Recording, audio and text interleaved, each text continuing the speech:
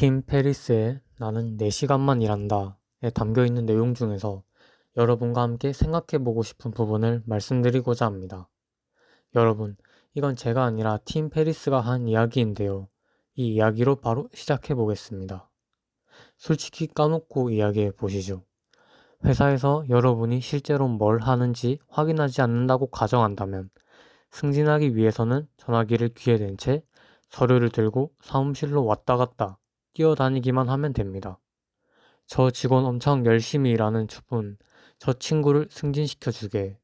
이렇게 말이죠. 다시 한번 말씀드리지만 이건 제 의견은 아니고 저자의 의견입니다. 하지만 분명한 건 유감스럽게도 이런 행동은 여러분의 개인적인 성취나 자유, 경제적 자유, 그 어떤 것에도 일도 도움도 되진 않을 거예요.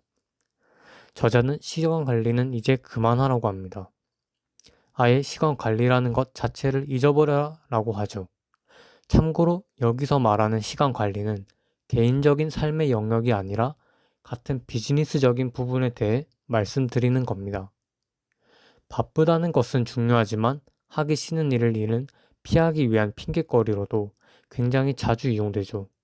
사실 바쁘다는 핑계는 끝도 없이 만들어낼 수 있습니다. 저자는 9시부터 6시까지가 아니라 더 적게 일하면서 더 많은 성과를 올리는 것이 그냥 하는 말이 아니라 진짜로 가능하다고 강조합니다. 그러면서 저자는 효과와 효율에 대해 이야기하는데요.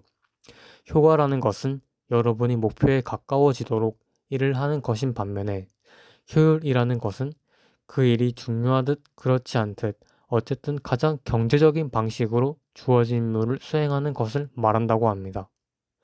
그리고 안타깝게도 대부분의 사람들은 효과적인지 아닌지는 고려하지 않고 일단 효율적으로만 하면 일하려고 한다는 거죠.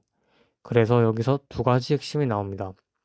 첫째, 중요하지 않은 일을 잘한다고 해서 그 일이 중요해지는 것은 아니다. 둘째, 많은 시간이 들어가는 일이라고 해서 그 일이 중요한 것은 아니다. 이렇게 두 가지예요.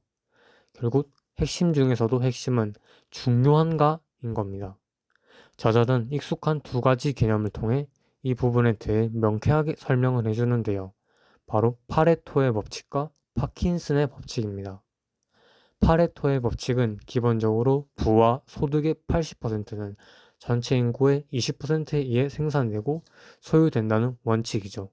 저자는 이 법칙은 어디에나 적용된다고 합니다. 예를 들어 80%의 결과는 20%의 원인에서부터 나온다. 80%의 결과는 20%의 노력과 시간으로부터 나온다. 80%의 회사 이익은 20%의 제품과 고객으로부터 나온다. 80%의 주식시장 이익은 20%의 투자자와 20%의 개인 포트폴리오에 의해 달성된다는 것들이죠.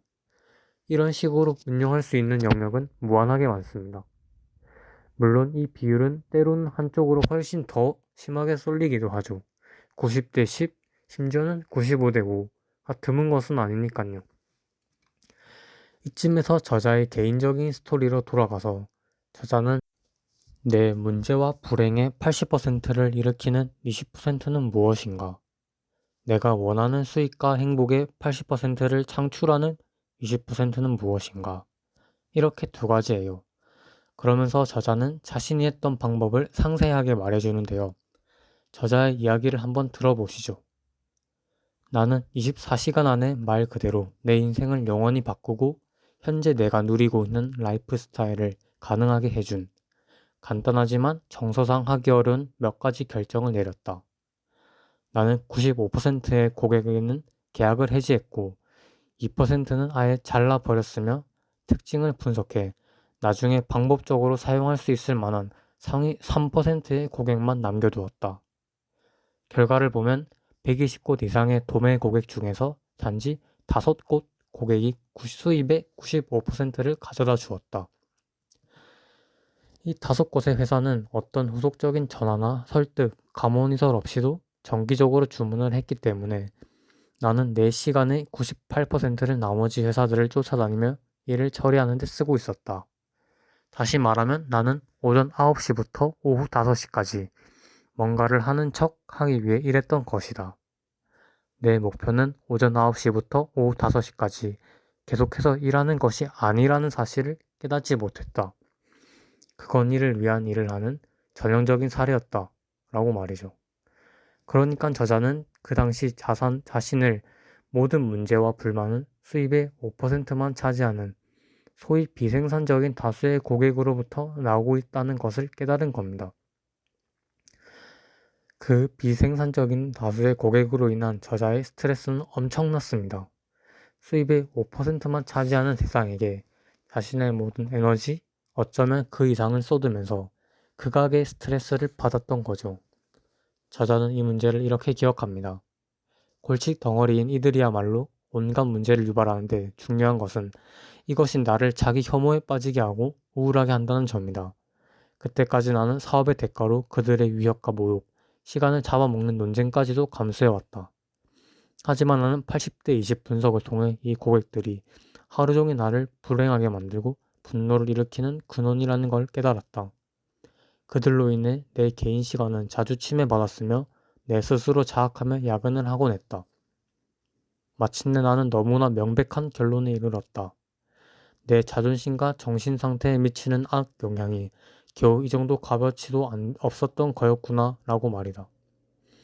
나는 그 돈이 꼭 필요한 것도 아니었는데 그 돈을 벌어야만 한다고 생각해왔다. 나는 그들과 거래를 끊었으며 그렇게 하는 그 순간을 즐겼다 라고 말이죠.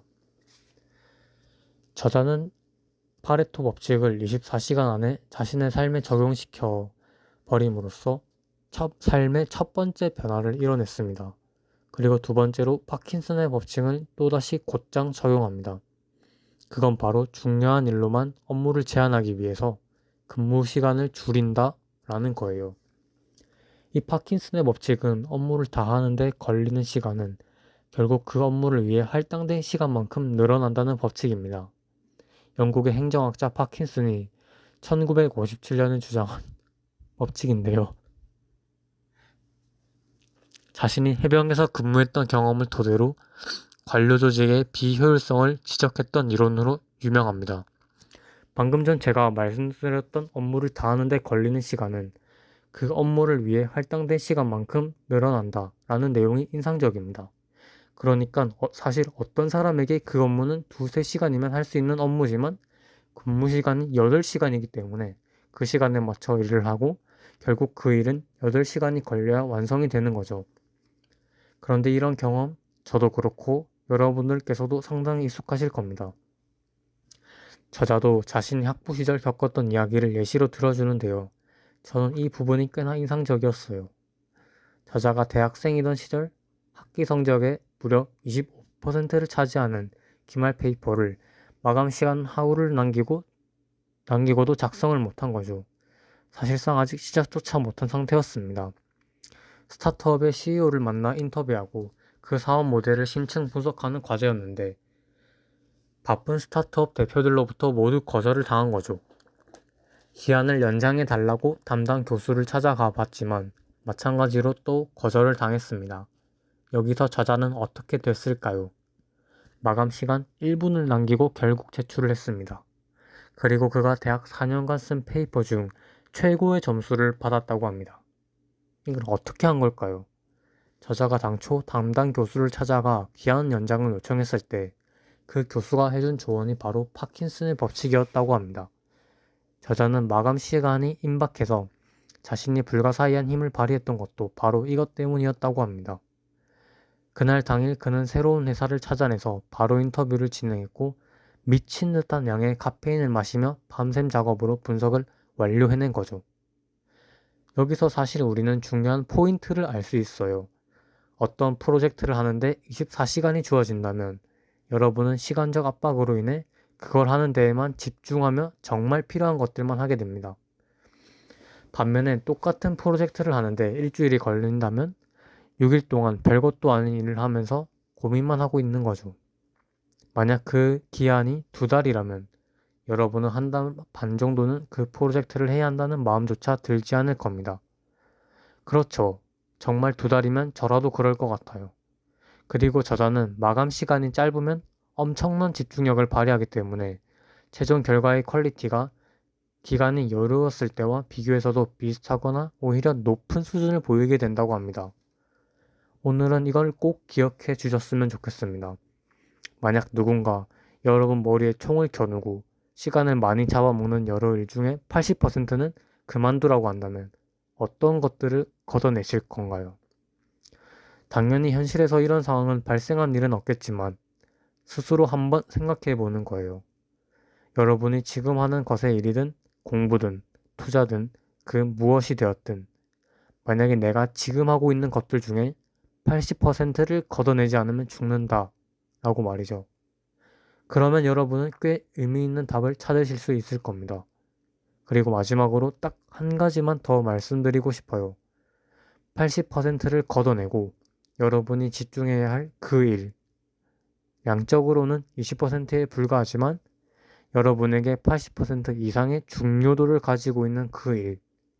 그걸 하실 때에는 즐기면서 하는 게 아닙니다. 여유 있게 하는 게 아니에요. 너무 많은 분들이 여유 있게 또는 보통 정도의 집중력과 에너지를 들이면서 왜 최고의 결과가 나오지 않는지에 대해서 실망하시죠. 그러고는 결국 스스로의 능력이 부족했기 때문이라는 결론을 내리기도 합니다.